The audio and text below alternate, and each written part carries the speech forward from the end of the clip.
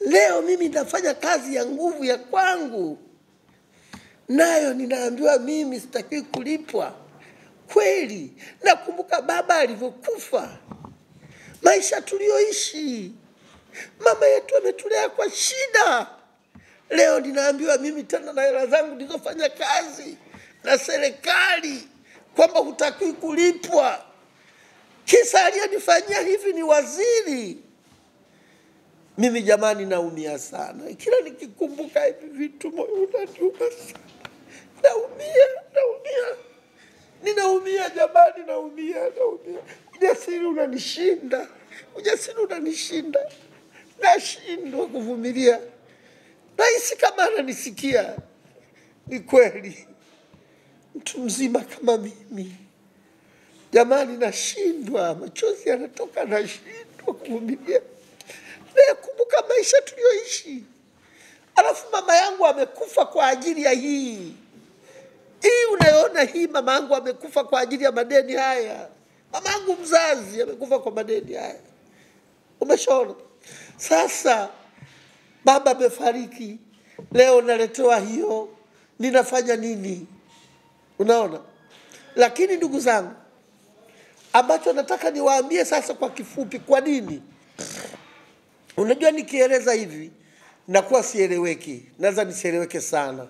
Lakini nataka niseme nina mambo 6 ambayo kwa kifupi yatakuonyesha ni namna gani sikufanywa haki. Cha kwanza kabisa, mimi sikufanya mkataba na meneja wa TANROADS Rukwa. Nilifanya mkataba na meneja wa TANROADS na Rukwa, sio Katavi. Lakini la pili, huyu mtu alitakiwa kama kuna mgogoro aende kwa adjudicator. Lakini anasema yeye hana, yani huo muda hana. Na jaji anakubali mahakamani, eti huo muda hana. Na hiyo ndio sheria. Sasa kama kutakuwa mtu anavunja sheria namna hiyo, sisi wanyonge tutaishia wapi? Moja, sikuwa na mkataba naye. Lakini lingine, kisheria hakukuwa mgogoro. Hakukuwa mgogoro kabisa. Lingine, ametumia kanuni ya kuvunja mkataba ambayo haipo. Haina mamlaka ya kuvunja mkataba. Lingine, amevunja mkataba bila kuwajulisha PPRA. Baki unapovunja, wenye kugawa kazi ni PPRA, mamlaka ya manunuzi. Sasa huwezi kuvunja mkataba wewe bila PPRA. Umeshaona? Yeye amevunja, hajali kitu.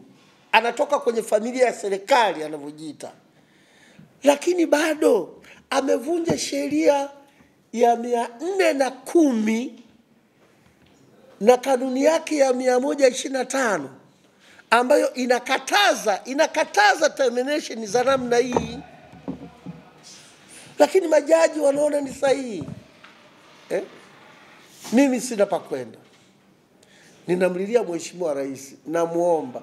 Maisha yangu ni ya shida. Mimi kweli ni wa kuomba maisha yangu kweli ni ya kuomba. Usione hivi. Yaani ufike hapo uombe mtu akusaidia hapa. Nina hela zangu, mtu naanza kuomba kweli. Amevunja sheria 410 inakataza termination za hivi. Lakini wanasema sawa. Lingine niwaulize ndugu zangu, milioni 800 na milioni 29 ziko sawa? Jaji anasema wewe milioni 29 wanaweza kudai TANROADS, wasikudai hata 100.